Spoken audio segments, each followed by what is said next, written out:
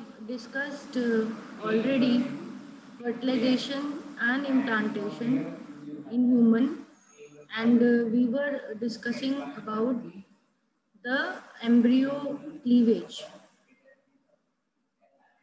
and we studied till gastrula. That gastrula stage is formed, which is having three layers, three germ layer: external ectoderm, middle mesoderm, and internal endoderm. Gastrula is formed, and how blastocysts get implanted in the uterine wall, and uterine wall covers the blastocyst, and that is implantation. Now we have to study the next steps. This is a diagram which shows the steps of fertilization and implantation till implantation. This kind of similar image is given in your NCERT as well, which shows that how from fertilization, how from ovulation fertilization occurs, and there is continuous mitosis after the zygote has formed.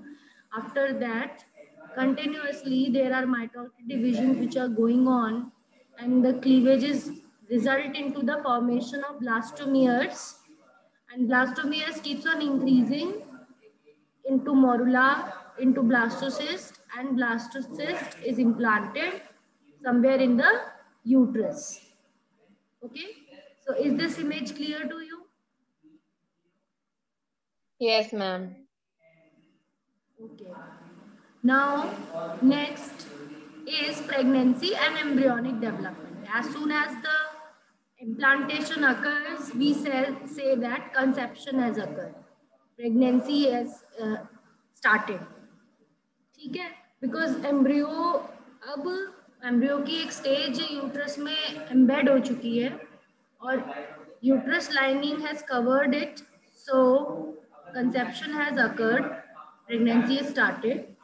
Pregnancy and embryonic development का next topic है. यहाँ पर हम देख रहे हैं कि there is markings which are showing various different parts of the fetus which is or embryo which is there inside the womb.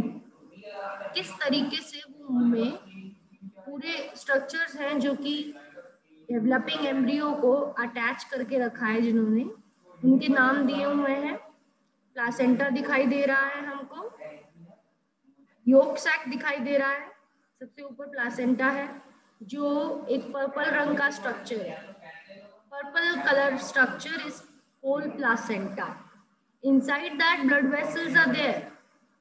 Okay, blood vessels will be there inside placenta, and those blood vessels will be connected to the umbilical cord through the via umbilical cord, or through a umbilical cord that blood vessels will be connected to the developing fetus or developing embryo. It will have arteries, veins, and that rod or the cord is called umbilical cord. And we can see other layers also, that after yolk sac, the third number of label starting from the top. The third number of label starting from the top is amniotic fluid. Amniotic fluid is the fluid which is inside the amnion layer. So orange colour की जो layer है yolk sac के just नीचे एक पूरी एक layer है orange colour की, दैट इज एमनियन लेयर. उसके अंदर एक फ्लूइड भरा हुआ है, एमनियोटिक फ्लूइड, और उस फ्लूइड में डेवलपिंग फीटस फ्लोट होता रहता है ताकि उसका वजन कम लगे और वो फ्लोटिंग और बोएंट रहे, बोएंसी उसमें रहे. इस वजह से वो फ्लूइड में रहता है, उस पर भी कोई ज़्यादा प्रेशर्स ना आए ताकि, और मदर पे भी कोई ज़्यादा प्रेशर ना आए. तो ऐसा स्ट्रक्चर है. देन उसके बाद नीचे एमनियन को, वही जो मैं बता रही थी ऑरेंज कलर की लेयर है, उसको मार्क कर रखा है. अब साइड में एक पोर्शन को, यानी कि प्लासेंटा, अम्बिलिकल कॉर्ड और एमनियन के पोर्शन को मैग्नीफाई करके दिखा रखा है. That how it is magnified. So amnion here it's shown green lined and orange lining.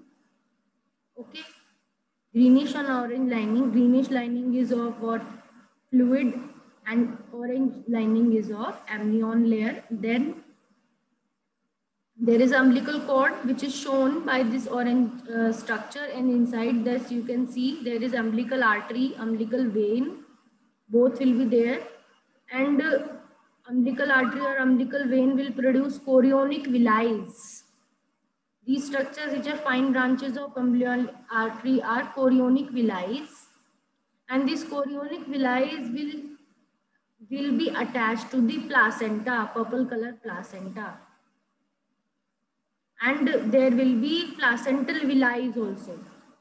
Placental villi भी होंगी, chorionic villi तो हैं ही, ये finger like projections, ये structures, capillary networks, ये कुछ ऐसे finger like projection ये तो हैं ही, but placenta का भी ये villi आ रहा है, ये placenta का purple color वाला villi है, एक दिखा रखा है यहाँ पे, और भी होते हैं, दोनों के अंदर इंटरडिजिटेटिंग होता है। इंटरडिजिटेटिंग मतलब सब जगह ऐसे लाइन लाइन से ऐसे कह सकते हैं फिंगर लाइक विलाइज होते दोनों तरफ से, इधर से भी और इधर से भी।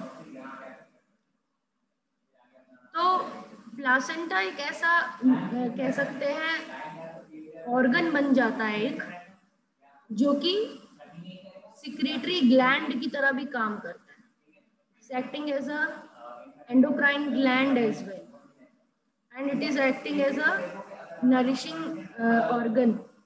Both work are there of placenta. और इस तरफ फिर यूट्रस है, इसके दूसरी तरफ पिंक कलर के यूट्रस है। इस तरह का स्ट्रक्चर बेबी का और डेवलपमेंट का बन जाता है प्रेगनेंसी के बाद। यहाँ पर लाइन दिखी है, after implantation finger-like projections, chorionic villi appear on the trophoblast. Chorionic villi trophoblast में appear होती है। Trophoblast क्या है? Trophoblast 2-3 लेयर से बना होता है, ट्रोफोएंडोडर्म, ट्रोफोएक्टोडर्म, और उसमें ही एक लेयर एम्नियन भी है। तो ट्रोफोब्लास्ट आउटर मोस्ट लेयर है, कह सकते हैं किसकी? आपके एम्ब्रियो की ही आउटर मोस्ट लेयर है। और ये जो बेबी है, जो एम्ब्रियो का स्ट्रक्चर बना है, ये इनर सेल मास से बनता है, ये इनर सेल मास से बनता है। और ट्रोफोब्लास्ट एक ऐसा लेयर है जो आउटर में रहता है और इनके बीच में फ्लूइड भरा रहता है, ये आउटर लेयर रहता है ट्रोफोब्लास्ट, जिसकी लेयर्स है एम्नियन वगैरह।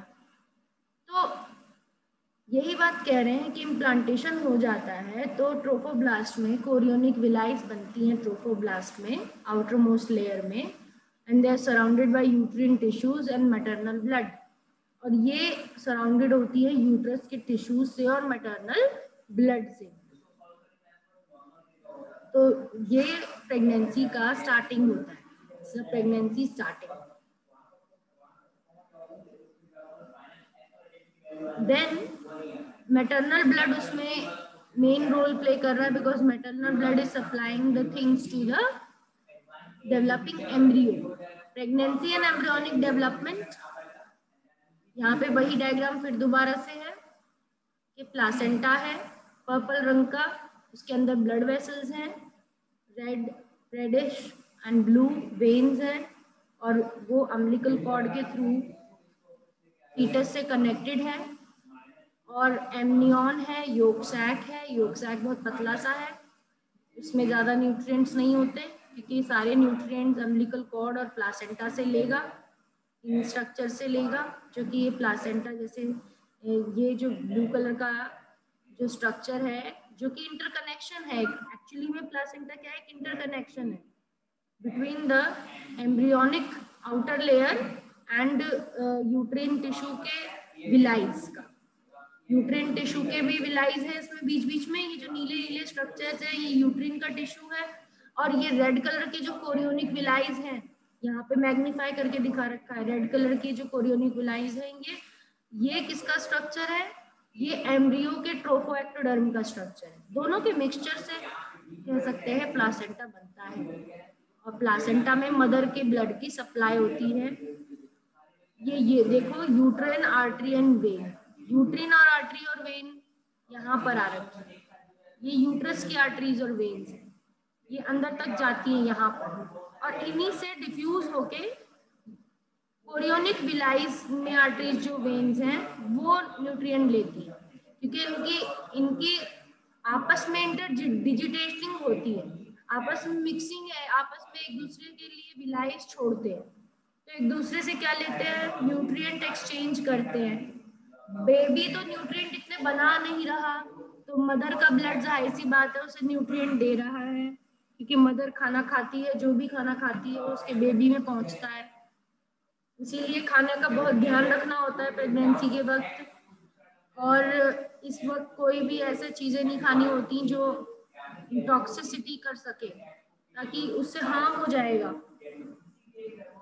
तो इसी वजह से ये सब बहुत ध्यान रखना होता है। The chorionic villi nutrient tissue are interdigitated to form placenta. जो बात मैं कह रही थी कि यूट्राइन टिश्यू है और कोरियोनिक विलाई है, ये दोनों आपस में क्या करती हैं, एक इंटरडिजिटेटिंग बनाती हैं। इंटरडिजिटेटिंग मतलब होता है क्रॉस लिंक्स, एक दूसरे के बीच में इंटरकनेक्शंस। जैसे कि अगर ये एम्ब्रियोनिक लाइनिंग है उसकी विलाइज है, ऊपर अगर एम्ब्रियोनिक लाइनिंग सपोज करने के लिए बोल रही हूँ मैं, एम्ब्रियोनिक लाइनिंग की विलाइज है, तो इसी के जस्ट साइड में उसी के अंदर फंसी हुई बीच बीच में क्या होंगी, मदर की विलाइज।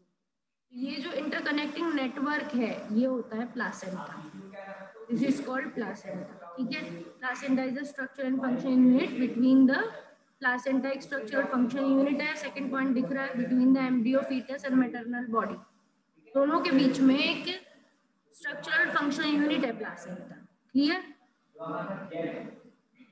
Pregnancy and embryonic development, pregnancy और एम्ब्रियोनिक डेवलपमेंट का देख बता रखा है। अब आगे ये अम्बिलिकल वेन दिख रही है, अम्बिलिकल आर्टरी दिख रही है, तो अम्बिलिकल वेन और आर्टरी अगर इसे अम्बिलिकल कॉर्ड को कट करें तो उसमें इस तरह के ब्लड वेसल्स दिखते हैं।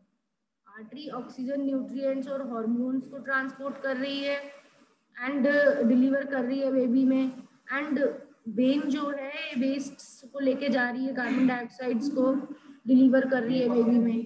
ठीक है, और यहाँ पर फिर दोबारा से वही यूट्रस का, प्लासेंटा का, ये देखो मैं कह रही थी जो फिंगर लाइक प्रोजेक्शन, यूट्रस के भी फिंगर लाइक प्रोजेक्शन इसमें होते हैं, उसके भी ब्लड वेसल्स होते हैं, तो वो ऐसे कनेक्शन बन जाता है दोनों का। और यहाँ पर आप और अच्छे से देख सकते हो यूट्रस में ये बेबी डेवलप हो रहा है। तो this is what umbilical cord बस इसको सप्लाई कर रही होती है, इससे ये अम्बिलिकल कॉर्ड से इस बेबी में सब आ रहा होता है, उसके पेट से जुड़ी रहती है, माँ का पेट बच्चे के पेट से जुड़ा रहता है,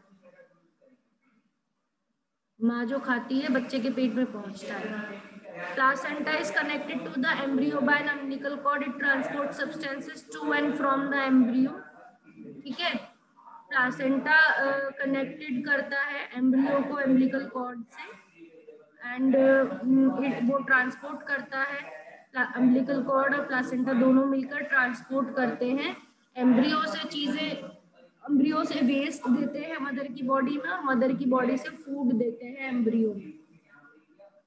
प्रेगनेंसी और एम्ब्रियोनिक डेवलपमेंट, यहाँ पर और चीजें बता रखी हैं कि प्लासेंटा के फंक्शंस बता रखे हैं।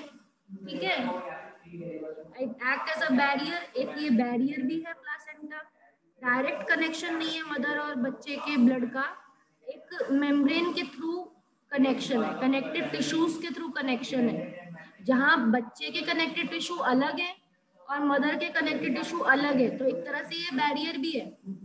ये बैरियर इसीलिए जरूरी है ताकि ऐसी कोई हार्मफुल बीमारी अगर कोई मदर को हो वो बच्चे में ना पहुंचे, डायरेक्टली ना पहुंचे, सिर्फ उसके जो न्यूट्रिएंट्स हैं वो डिफ्यूज होके जा सके, तो बच्चा सेफ रहे। इस वजह से एक बैरियर होता है फीटस और मदर के बीच में। ये सप्लाई ऑक्सीजन, ऑक्सीजन को सप्लाई करता है, न्यूट्रिएंट को सप्लाई करता है मदर से फीटस में, और वेस्ट को और CO2 को रिलीज करता है फीटस से। Act as an endocrine gland, endocrine gland की तरह काम करता है। Secretes human chorionic gonadotropin HCG, human placental lactogen, HPL and oestrogens, progesterone and relaxants.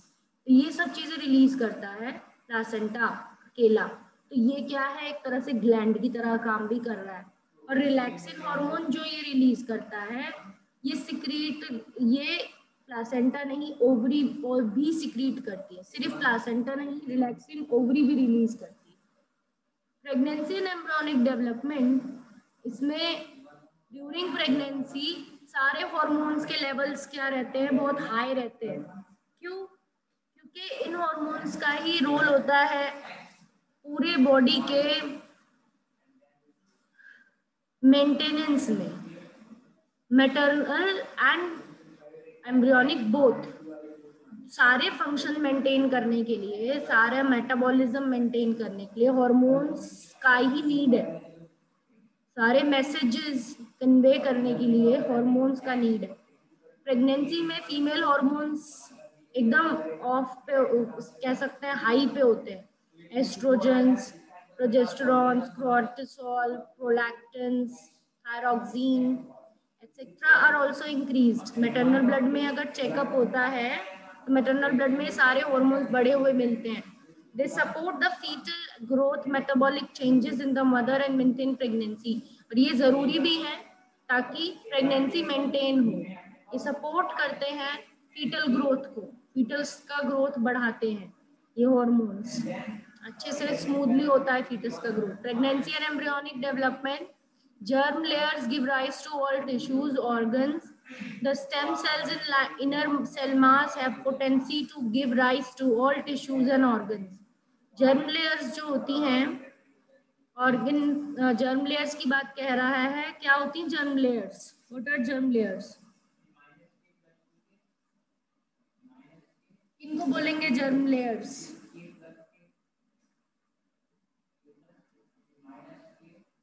Which layers are called germ layers? Embryo में होंगी जर्म लेयर्स या mother में है जर्म लेयर्स? टेल मी।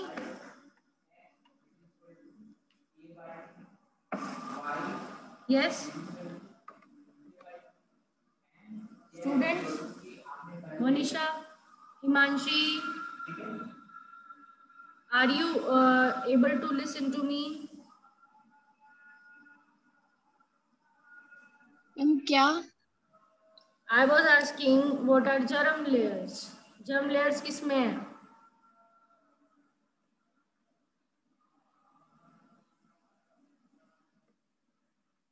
जर्म लेयर्स किसमें होती हैं और जर्म लेयर्स क्या होती हैं, ये पूछ रही थी मैं।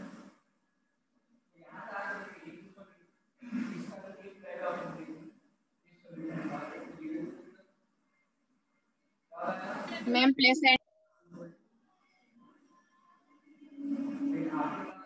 जर्म लेयर्स बेटा आपका 3 लेयर्स हैं। ट्रिप्लोब्लास्टिक है ना, हम ट्रिप्लोब्लास्टिक है, एक्टोडर्म, एंडोडर्म और मीसोडर्म। तो जर्म लेयर्स ये तीनों है, ठीक है। यही सारे टिश्यूज बनाते हैं, यही सारे ऑर्गन्स बनाते हैं। एक्टोडर्म से क्या बनता है? स्किन बनती है। एंडोडर्म से क्या बनता है? आपका डाइजेस्टिव सिस्टम। बीच की मिडिल लेयर से क्या बनता है? मीसोडर्म से क्या बनता है? मसल्स बनते हैं, हार्ट बनता है, बोन्स बनती हैं, ठीक है। तो ये जर्म लेयर्स होती हैं। तो ये दोनों में कहने को तो ये हम में भी है, मुझ में भी है, और जो अगर यंग वन है, जो बेबी डेवलप हो रहा है, उसमें भी होती है तीनों जर्म लेयर्स। क्योंकि ह्यूमन का एक नेचर है, ऑर्गेनिजम्स की लेयर्स है ये। ऑर्गेनिज्म इन्हीं लेयर्स से बना है। समझ में आया? प्रेगनेंसी के बाद ये जर्म लेयर्स किसमें बनेंगी? बेबी में बनेंगी। और इसी जर्म लेयर से सारे टिश्यूज बनेंगे। The stem cells in the inner cell mass have the potency to give rise to all the tissues and organs. Stem cells का क्या है? Inner cell mass. Stem cells का inner, जो blastocyst की बात कह रहा है, ब्लास्टोसिस्ट की बात कह रहा है, इस चीज की बात कह रहा है ये ठीक है। ब्लास्टोसिस्ट में क्या होता है? एक इनर सेल मास होता है। ये एक तरफ एक बहुत सारे गुच्छा हुआ सेल्स का यहाँ इकट्ठा रहता है, और ये पूरी बॉल ऐसे कवर्ड रहती है, स्फेयर पूरी फुल होती है ये कवर्ड। बस एक अंदर, इसके अंदर एक इनर सेल मास होता है। एक्चुअली में यही इनर सेल मास जाके बाद में क्या बनता है, it becomes foetus, it becomes embryo. ये जो स्ट्रक्चर बना है, इसका जो पूरा पूरे ऑर्गन्स वगैरह, हैंड्स वगैरह, फेस, ब्रेन और ये लेग्स, ये सब बने हैं, ये सब इनर सेल मास से ही बने हैं। और ये कनेक्टेड रहता है, अम्बिलिकल कॉर्ड भी इनर सेल मास से बनी है। और ये फिर पूरा ब्लास्टोसिस्ट की कवरिंग से कवर्ड, ब्लास्टोसिस्ट ही डेवलप हो गई है इस चीज में, फीटस में। फीटस का जो स्ट्रक्चर है ये इनर सेल मास का बना है, इनर सेल मास से बनता है पूरा एम्ब्रियो, एम्ब्रियो के ऑर्गन्स और ये सब तीनों लेयर्स, मीजोडर्म्स, एक्टोडर्म, एंडोडर्म, ये सब इनर सेल मास से बन जाते हैं। ठीक है, वो बात कह रहा है कि 3 जर्म लेयर्स होंगी प्रेगनेंसी के बाद, वो 3 जर्म लेयर्स बनेंगी और 3 जर्म लेयर्स में से ऑर्गन्स बनने लगेंगे। 3 germ layers will give rise to tissues and organs. Is it clear?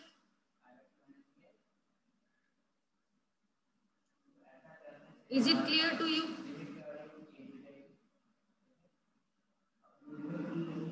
Yes.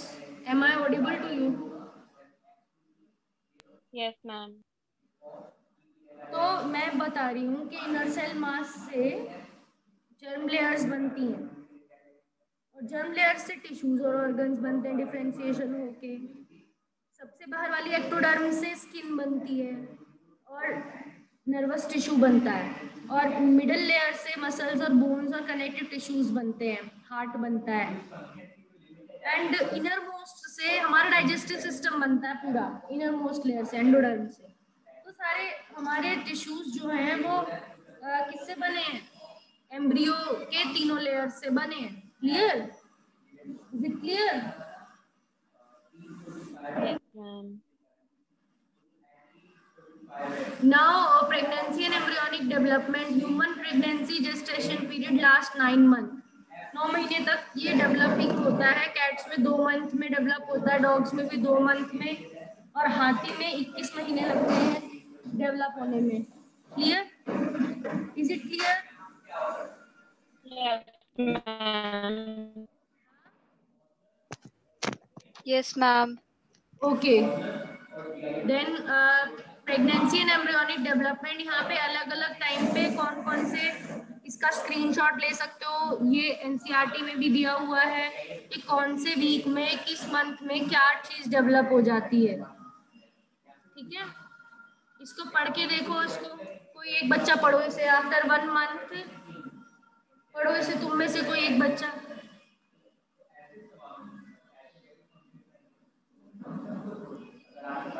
After 1 month, heart is formed. End of second month, limbs and digits are developed. End of 12th week, major organ, for example, limbs, external genital organs, etc., are well developed. During 5th month, first movement of fetus and appearance of hair on the head. End of 24th week, body is covered with fine hair, eyelids separate, and eyelashes are formed. End of 9th month, ready for delivery. Very good. So ये सब चीजें बनती हैं इतने इतने month में, ये आपको याद होना चाहिए। तो यहाँ पर देख रहे हैं हम किस तरीके से it is formed in the, baby is formed in the uterus and it can come through the vagina. ठीक है, बर्थ कैनाल से वो आ जाएगा, प्यूबिक बोन्स के कार्टिलेज वगैरह, प्रेशर से, हेड से प्रेशर और यूट्रस कॉन्ट्रैक्ट होगा, यूट्रस कॉन्ट्रैक्ट होगा तो बेबी बाहर आ जाएगा। ठीक है, देन फर्स्ट पार्चुरेशन, इसी को बोलते हैं डिलीवरी को। और लैक्टेशन, जब वो lactation, when first milk, mother will provide milk to the baby. Parturition labour भी कहलाता है, द प्रोसेस ऑफ डिलीवरी। ठीक है, इसको पढ़ो, read this. Process of giving birth to young ones. It is included by neuroendocrine mechanism. The signals from the fetus and placenta include induced mild uterine contractions, fetal ejection reflex. This causes the release of oxytocin from maternal pituitary. Okay. So maternal pituitary से fetal ejection reflex होता है and maternal pituitary कैसे activate होता है, एक neuro endocrine mechanism के through होता है एक्टिवेट, यानी न्यूरल सिस्टम्स कॉन्ट्रैक्ट, जब ये 9th मंथ में इतना डेवलप हो जाता है बेबी कि फुल्ली डेवलप हो जाता है, तो ये थोड़ा थोड़ा सा मूवमेंट शो करने लगता है। एंड देन प्लासेंटा की भी एज 9 मंथ तक की होती है, वो भी अपने आप को रिट्रैक्ट करने लगती है, डिग्रेड होने लगती है, तो बेबी को क्या सफोकेशन सी होने लगती है थोड़ी बहुत, तो वो क्या करता है यूट्रस के ऊपर थोड़ा सा प्रेशर ज्यादा देता है, तो उसकी वजह से यहाँ के नर्व्स को पता चल जाता है, एक सिग्नल जाता है कि थोड़ा सा क्या कहते हैं दर्द शुरू होता है, तो वो दर्द शुरू होता है, यहाँ स्पाइनल कॉर्ड तो है ही, स्पाइनल कॉर्ड के थ्रू ब्रेन में जाता है, तो नर्वस सिस्टम का मैसेज ब्रेन में जाता है, हॉर्मोन्स का मैसेज ब्रेन में जाता है, और इसी पूरे मैसेज को फीटल इजेक्शन रिफ्लेक्स कहते हैं। इससे पहले थोड़े थोड़े कॉन्ट्रैक्शन शुरू होते हैं और फिर थोड़े थोड़े कॉन्ट्रैक्शन बहुत ज़्यादा सीवियर हो जाते हैं, एंड वो सीवियर कॉन्ट्रैक्शंस फिर लेबर कहलाते हैं, एंड ऑक्सीटोसिन का को रिलीज शुरू करवाते पिट्यूटरी से। ऑक्सीटोसिन हार्मोन एक ऐसा हार्मोन है जो यूट्रस की मसल्स पे फिर एक्ट करता है हाई कॉन्सेंट्रेशन में, ये पॉजिटिव फीडबैक होता है, तो हाई कॉन्सेंट्रेशन और हाई कॉन्ट्रैक्शंस होने लगते हैं, जिसकी वजह से ये इतना ज्यादा कॉन्ट्रैक्ट होता है यूट्रस की, अपने आप ही फोर्स से बाहर निकल आता है baby. So this is parturition, this is normal delivery. Okay. So here we can see how it is released. ठीक है, first step cervical dilation, cervix dilate होता है सबसे पहले, देन उसके बाद second stage labour delivery of the baby, labour से delivery होती है और कॉन्ट्रैक्शंस की वजह से, पेन की वजह से, एंड देन थर्ड स्टेज में delivery of the placenta, last में प्लासेंटा भी रिलीज हो जाता है। This process of continued leading to expulsion of the baby out of the uterus through the birth canal.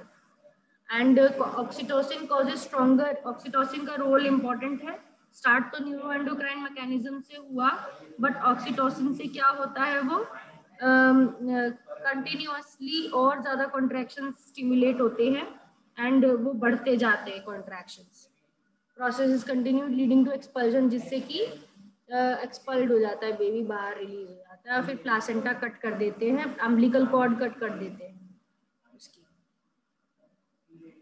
Placenta यहाँ पे दिख रहा है आपको, ये निकला हुआ रखा है, ये प्लासेंटा भी बाहर निकल आता है, पहले बेबी बाहर निकल आता है, अम्बिलिकल कॉर्ड कट कर दी जाती है, after the parturition the umbilical cord is cut off, placenta and remnants of umbilical cord are expelled out from maternal body, after the parturition it is called afterbirth, इसको afterbirth कहते हैं, बच्चा deliver होने के बाद placenta भी release हो जाता है।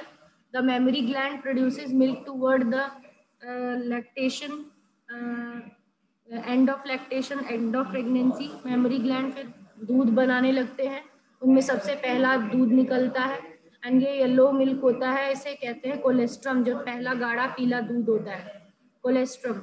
इट कंटेन सेवरल एंटीबॉडी, ये बहुत ज़रूरी होता है बच्चे को पिलाना, क्योंकि इसके अंदर इम्यूनिटी होती है, ताकतवर, बच्चे को ताकतवर बनाता है ये, और इससे लड़ाई करने की आदत, मतलब इससे इन्फेक्शन से लड़ने की इम्यूनिटी डेवलप होती है बच्चे में, बच्चा स्ट्रॉन्ग बनता है अंदर से, तो कोलेस्ट्रॉम एंटीबॉडी रिच मिल्क होता है।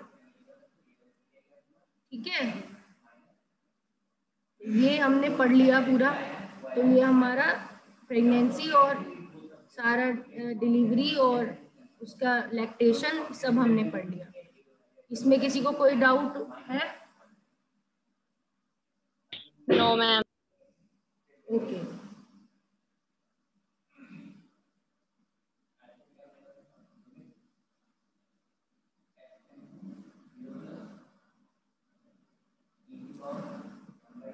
so now next we will revise what reproductive health, but today we are having what one workshop which is starting, I guess it will be starting earlier from tomorrow, yesterday. Sports की workshop आप attend करते हो उन्हें? Are you attending those workshops?